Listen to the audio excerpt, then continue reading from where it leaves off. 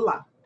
Entre os temas que foram bem debatidos durante as campanhas eleitorais para os municípios, a mobilidade urbana desafiou candidatos, principalmente das grandes cidades, que lidam com transporte público de massa.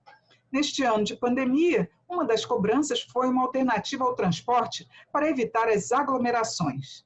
Nesta edição do Palavra Aberta, eu converso com um parlamentar que é especialista na área e já foi diretor do Detran em seu estado. É o deputado Hugo Leal, do PSD do Rio de Janeiro.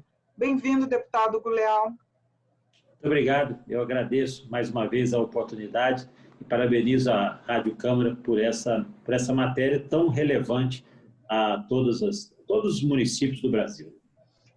Deputado, nós tivemos este ano a prorrogação do prazo para elaboração do Plano de Mobilidade Urbana, que foi aprovado, já virou lei, e também tivemos a outra lei que muda a carteira de habilitação. Eu queria que o senhor avaliasse para a gente quais são os desafios principais dos prefeitos que forem eleitos para governar no ano que vem.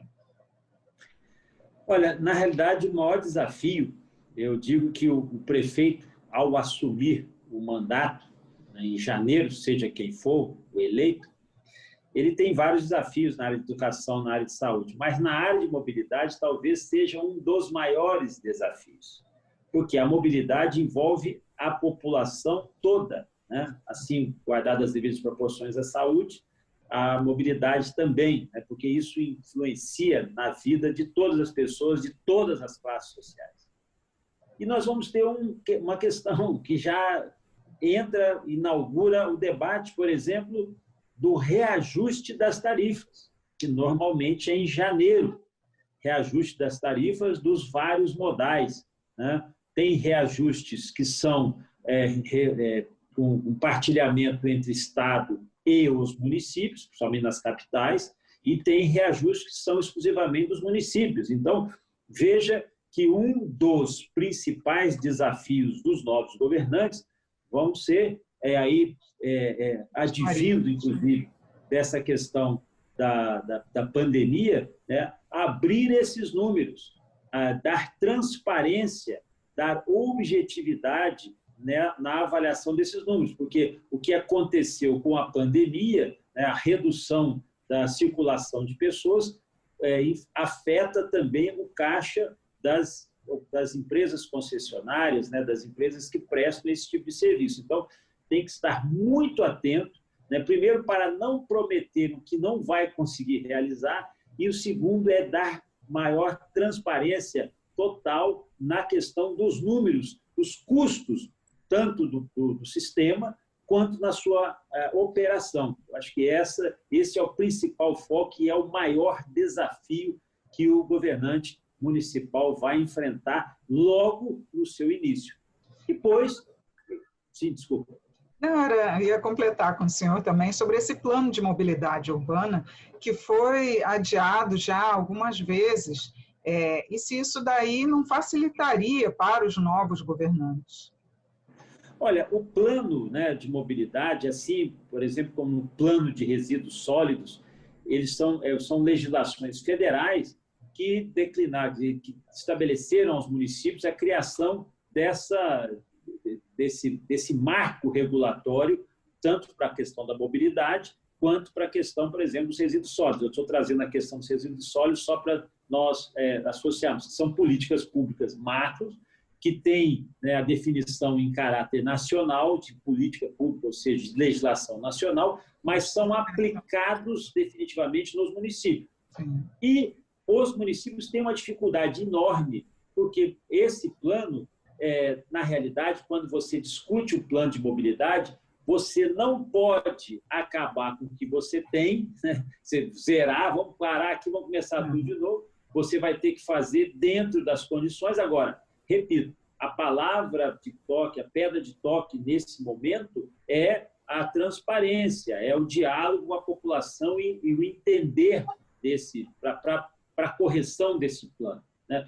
A entrega deste plano define metas de investimento e também de modificação da mobilidade dentro das grandes cidades.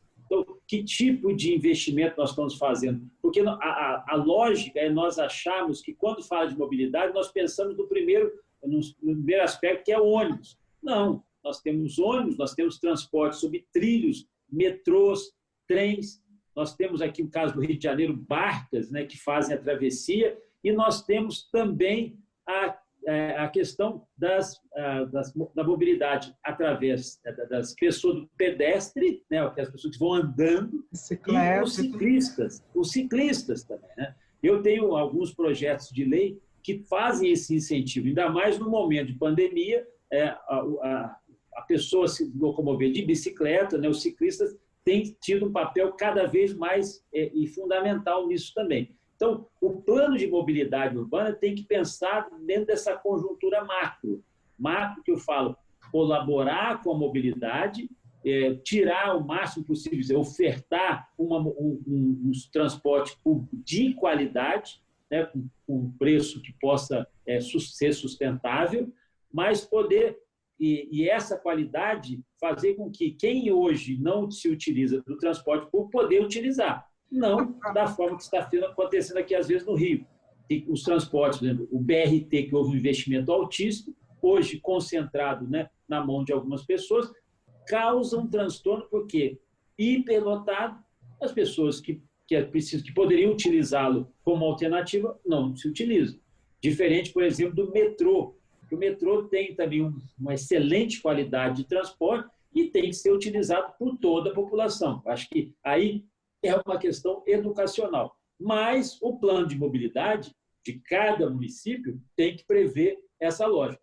Quem assumir agora, seja no processo de reeleição ou seja no processo de eleição, vai ter sim que enfrentar e discutir esses desafios, junto com a Câmara de Vereadores. Por isso que eu costumo dizer, em todas as minhas falas, num momento como esse, para quem está aí enfrentando o processo eleitoral, preste atenção não só, né, na questão dos prefeitos, mas também dos vereadores que irão fiscalizar especialmente esse plano de mobilidade dos municípios.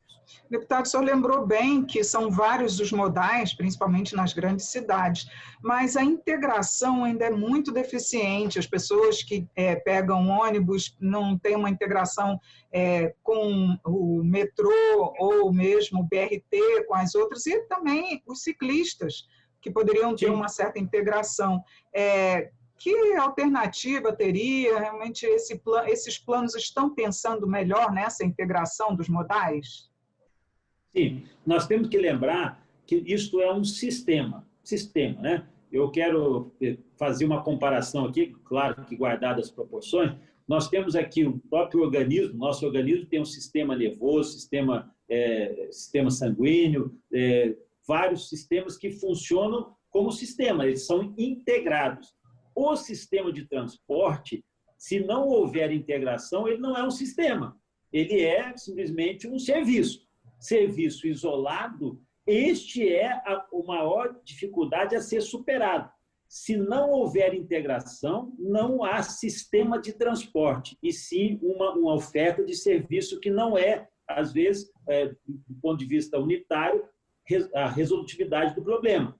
Essa é uma lógica que o prefeito, o governante, o futuro governante, seja de reeleição ou seja num novo mandato, vai ter que observar. E esse diálogo terá que ser permanente com os outros modais, como você disse, inclusive esses modais que a gente chama de modais individuais, que é a bicicleta, né?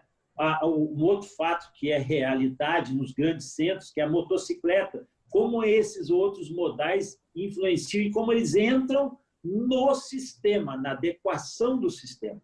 Esta equação, esse desenho tem que estar muito bem feito para que ele possa ter operabilidade, ou seja, ele fazer intercalar o transporte rodoviário com o metroviário, com o ferroviário e esses outros transportes individuais.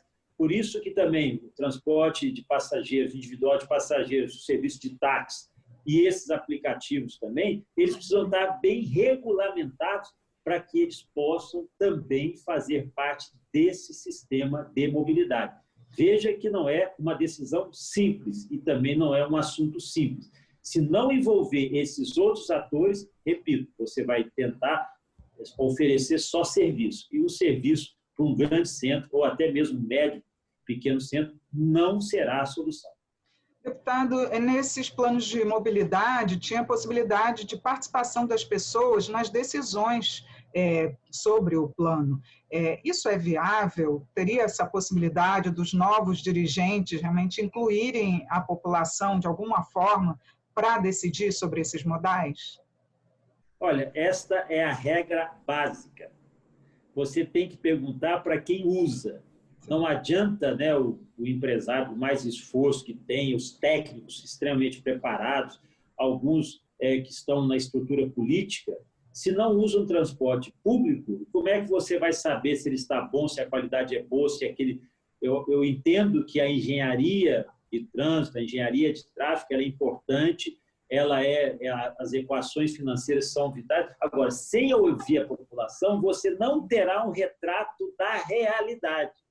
Isso, eu digo o seguinte, essa é a pedra de toque, isso é o fundamento para um plano de mobilidade urbana. Porque você tem que ouvir quem são os usuários. O usuário talvez seja a ponta mais importante e que às vezes é esquecido ou deixado por último, ou só pro forma. Ou seja, é só feito de uma coisa só porque está na lei, como ouvir. E aí cria mecanismos fechados e que não estão ali próximos, né, de quem faz a utilização desse transporte. E lembrar que o transporte público hoje, o transporte público de passageiros hoje, é um direito que está esculpido na própria Constituição. Então, é um direito, né? E, por ser um direito, é a obrigação do Estado e dos concessionários prestar o melhor serviço. Acho que essa é uma lógica que guarda bastante racionalidade. Lembrando sempre que nós estamos advindo de um ano difícil, um ano de pandemia, em que o segmento do transporte também sofreu muito, né, com a redução. Mas isso será levado em consideração, por isso que eu falo, será que será levado em consideração? Porque se houvesse um sistema, se o sistema funciona, mesmo esse desequilíbrio, esse prejuízo é coberto com todos que estão operando dentro do sistema. É assim que é a lógica que deveria imperar. Sempre, e aí você deu o toque principal, com a oitiva, sempre ouvindo o usuário. Os técnicos são importantíssimos, mas quem usa, quem está no dia a dia, eles são fundamentais a serem ouvidos. Eu acho que essa é uma lógica. O dirigente que optar por isso pode ter certeza que fará o acerto em qualquer tipo de plano que houver discussão. Deputado, muito obrigada por seus esclarecimentos aqui no programa e por ter aceito o convite para participar do Palavra Aberta. Eu que agradeço mais uma vez, parabenizo a Câmara dos Deputados por trazer esses temas que serão os desafios não só desse próximo governo, mas de outros governos municipais que advirão em breve. Então, eu parabenizo, eu faço aqui mais uma vez essa manifestação dizendo que a Câmara está sempre à frente, né, ou oferecendo essas alternativas para os nossos futuros dirigentes municipais. Eu conversei sobre os desafios para a mobilidade urbana nos municípios, com um parlamentar que é especialista em trânsito, deputado Hugo Leal, do PSD do Rio de Janeiro. Obrigada pela sua audiência. Até a próxima.